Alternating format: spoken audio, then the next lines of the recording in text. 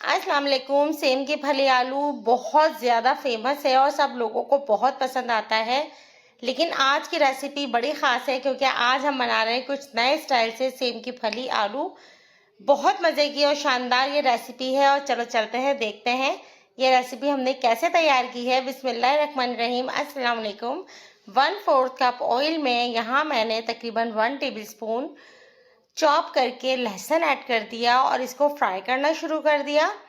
बहुत सिंपल और बहुत आसान ये रेसिपी है। जिस वक्त आप बनाएंगे इसका फ्लेवर आप मिस नहीं कर सकते अपनी ज़बान से, इतने मज़े का लगता है। और तकरीबन 1 टीस्पून मैंने जिंजर गार्लिक पेस्ट ऐड कर दिया और इसको फ्राई करना शुरू कर दिया। मैंने चॉप लहसुन भी ऐड किया है और जिंजर गार्लिक पेस्ट भी ऐड किया है। इससे इसका फ्लेवर दुगना हो जाएगा। जिस वक्त ये फ्राई हो जाए इसमें पील ऑफ करके टमाटर ऐड किए हैं मैंने। तकरीबन एक बड़े साइज़ का टमाटर डाल दिया था और इसको भी हमने भूनना शुरू कर दिया। साथ ही 1 टीस्पून सॉल्ट ऐड किया है, half teaspoon red chilli powder डाल दिया और इसमें तकरीबन हाफ टी स्पून ही कुटी हुई मिर्च ऐड कर दी। थोड़ा थोड़ा सा मसालों का सिर्फ आगे पीछे करके डालना और थोड़ा सा मेथड चेंज करके आप अपने खानों में बिल्कुल नया अनोखा जायका ला सकते हैं।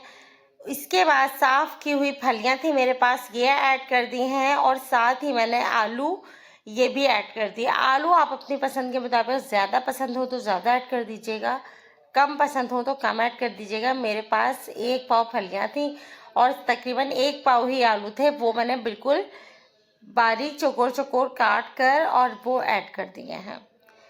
यहाँ पर आप देखें कि ये कितनी कलरफुल और ज़बरदस्त सी लग रही है। बस थोड़ी ही देर हम इसको भूनेंगे और भूनने के बाद इसमें पानी डालकर इसको गलने के लिए हम छोड़ देंगे। रेसिपी पसंद आए तो लाइक ज़रूर कीजिएगा, चैनल पर न्यू हो तो सब्सक्राइब कर लीजिएगा, बेल का बटन दबाना बिल्कुल भी नहीं भूलिएगा ताकि आने वाली तमाम मेरी रेसिपीज़ आप तक पहुँचे। 5 मिनट के लिए छोड़ा और देखें 5 मिनट में ही हमारी ये रेसिपी बनके तैयार हो गई।